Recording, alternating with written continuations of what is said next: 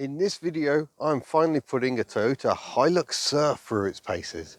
Really looking forward to this one, seeing what this passenger version of the famous pickup is really like. So this is a 1993 example of a Hilux Surf, and quite macho and beefy it looks. I don't know if this one's had a suspension lift, but it's got some serious clearance on these rear arches. See the coil springs there in the back, the big old ladder chassis, because effectively it is the same running gear as the Hilux pickup. I even parked it in some mud for obvious off-roader stylings. One thing that amuses me, it doesn't appear to have any reverse lights. It's a bit peculiar. It has got a fog light added because it's a Japanese import. It wouldn't have been sold here new. Now we did get the Forerunner, which was the same thing, but whereas the Hilux Surf is quite luxury and quite high-end, lots of toys, the Forerunner was much more agricultural and didn't sell in particularly huge numbers here in the UK. They sold rather better in America, I think. And it's America that was very much the inspiration. In America you had things like the Chevy Blazer and the Ford Bronco, which were sort of passenger vehicle versions of very famous pickups over in America. So four-wheel drive and much robustness turned into a passenger carrying vehicle because people are strange and will give up quite a few creature comforts for macho ability. I mean, these things genuinely are very good in the rough stuff. I don't know if this one's got a limited slip diff. I believe some did. But the engine is worth a look. In fact, we can see some of the engine just having a peek through here. We've got torsion bar front suspension, independent. There is the turbocharger. So here is the 4-cylinder, 3-litre turbo diesel engine. One of the largest 4-cylinder engines available in the modern era. Porsche 944, oddly being another one with a 3-litre 4-banger. But this one turbocharged, that tiny little turbo down there. Very robust engines. You could also get these with a 2.4. The 2.4, watch out for that. It has that typical of this era Toyota problem of cracking cylinder heads. An issue I know well from my Camry V6. But yeah, it's not the most powerful engine. The power I shall put somewhere about here. But oodles of torque, effortless grunt is what this engine is all about. That and going on for pretty much ever. So you can see from this angle, this windscreen, the wipers are pure Hilux. But if we jump in, things get very, very different. We get bleeping, because of course we do, because Japanese and I've left the key in the ignition and these things like to bleep. But yeah, it's got the front seats out of something else. I'm not entirely sure what they're out of, but very smart, very comfortable, typical Japanese plasticky steering wheel. And it has actually been converted to a mile-an-hour speedometer, which is quite nice dials actually. Something quite retro about those. Indicators left because it is Japanese import. We've got a 4-speed automatic transmission. We've got a controller to go down into low ratio 4-wheel drive. I don't know if you can do high ratio 4-wheel drive. Looking at it, it looks possibly not, but no great loss, because if it has got a limited slip diff, it'll go pretty much anywhere anyway. Indicator check. Very nice. And a sort of a yellowy sort of a finish to the heater controls. Very standard Japanese. But lovely big sunshine roof, which is really nice. Makes it nice and light and airy. And if I jump in, it's really rather an unusual driving position because the floor is very high. So you feel like you're sitting in a normal car, just an awful lot higher off the ground. But yeah, really comfortable driving position and reasonable visibility. There's a lot of tint going on. We've got a tinted sunband at the top here, and the rear windows are on a heavy tint as well. But let's have a hop in the back, see how it feels there. It's all a bit cramped and claustrophobic back here with a tint. I haven't got a sunroof either. And the floor is so high that my knees are kind of forced up. There is enough room for them, but my legs are barely touching the seat at all. It's not the most comfortable, and the head restraint is some way from actually being any use. I don't know if they adjust up, but yeah, I can see there's a decent sized boot here, so that's not bad. And the seats split 50-50 to get more stuff in. And down here, look, we've got heater fan and temperature control for the rear seat passengers. Very luxurious. In quite a few ways, this vehicle reminds me of the Mitsubishi Delica that I owned briefly during lockdown. And certainly when you hear it running, it gives off very similar vibes.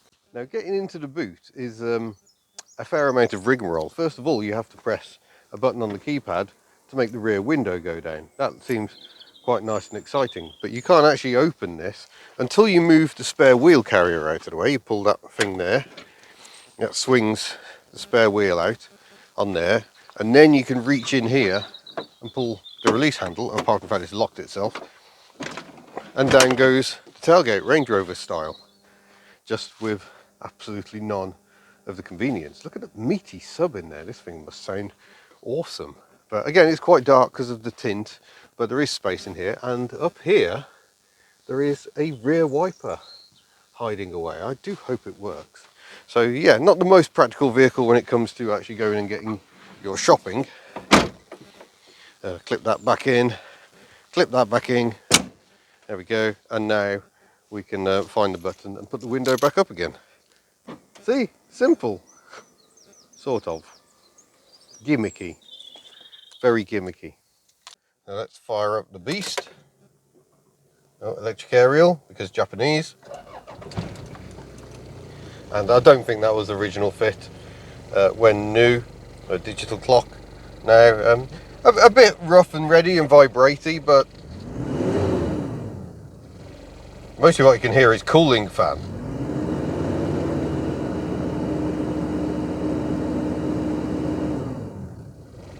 Nice. Wiper test would be required. Let's find out how you wash. Is it button on the end? It is button on the end. There we go. A rather typical neat. Just avoids a triangle of doom. But yeah, a decent wiping performance up front. Let's go for the rear. So, rear wiper. Unfortunately, the rear wash doesn't seem to be working, but if I do this, out comes the wiper from its hidey place up top, and it sort of wipes the rear window like so, and then when you turn it off, it'll think about it for a bit before it parks up off the screen again. So the important business of wipers is done. Oh, it's all a bit shaky in here, isn't it? So let's get moving into drive,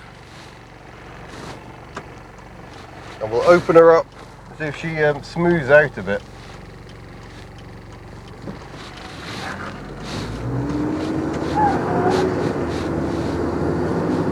Talk aplenty, it seems.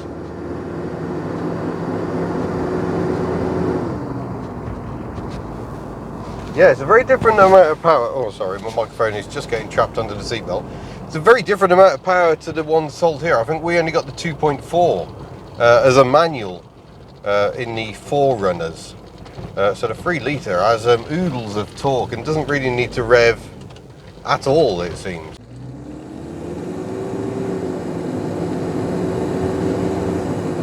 That's 30, and that's our current limit of 40, achieved with minimum fuss.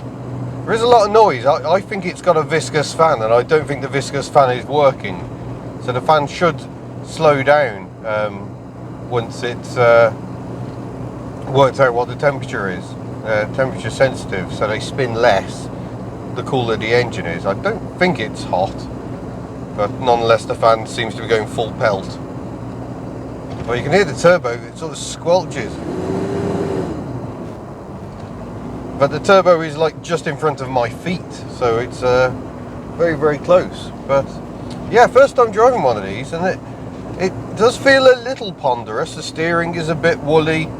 Once it starts bouncing around, it feels as high up as it is. It's certainly not a sports car, but compared to, say, the Mitsubishi Delica, which is another very popular Japanese import here in the UK, it feels really quite good, I think. Just a little more taut, a little less ponderous, and it certainly feels quicker. Go up to a 50 limit change.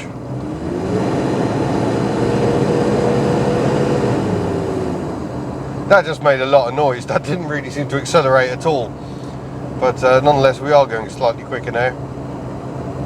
But yeah, you can certainly live with this. It's not as agricultural as some. We Check her into some bends. Oh. Yeah, handling is not a strong suit. The steering, very woolly, almost entirely devoid of feel. But this one has got 341,000 kilometres on the clock and almost 342. So it's done even more miles than my Australian Ford Fairmont. And as you ease off, it goes into a free wheel. The revs drop right away. That's very strange.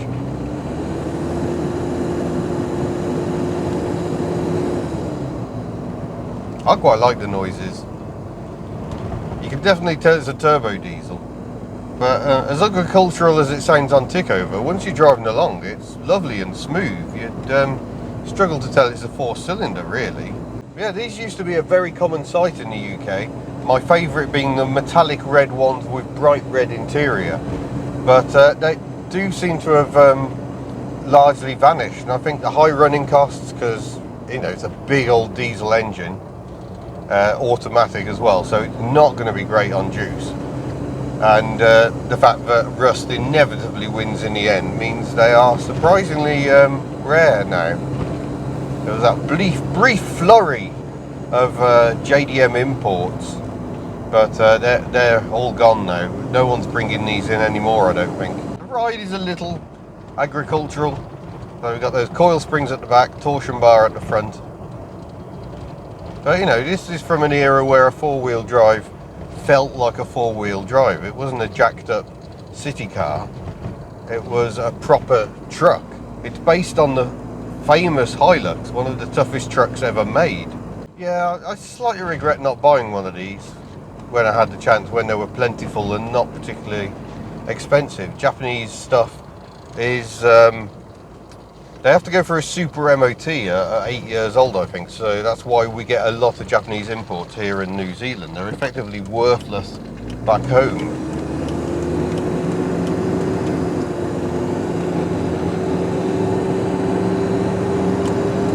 Alright, dragging a truck is a good start. That's 50. Foot's not flat to the floor, but I suspect if I put my foot down it'll just make it noisy.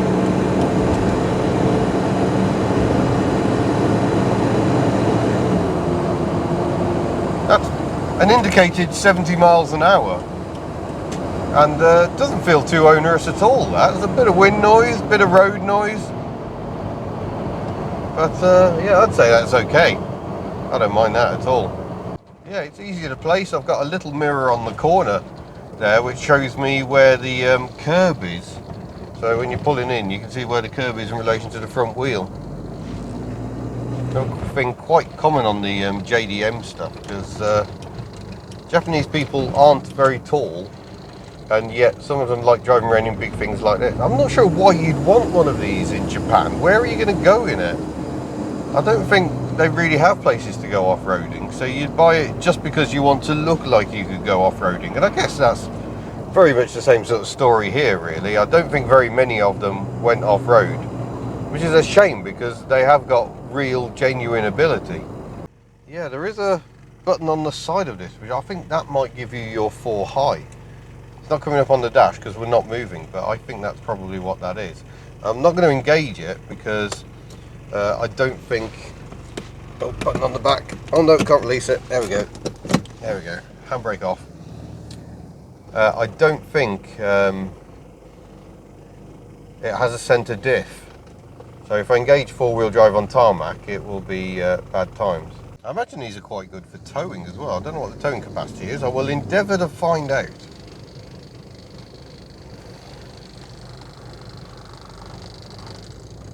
Yeah, the vibration on idle is not entirely pleasant. Could be waiting for quite a big gap.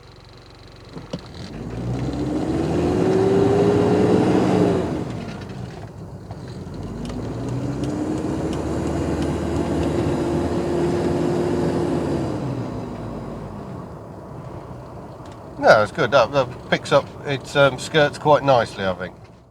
So that was the Hilux Surf. I really enjoyed that. That's a great thing to drive. Proper truckish, sort of trucky 4x4. Really enjoyed it.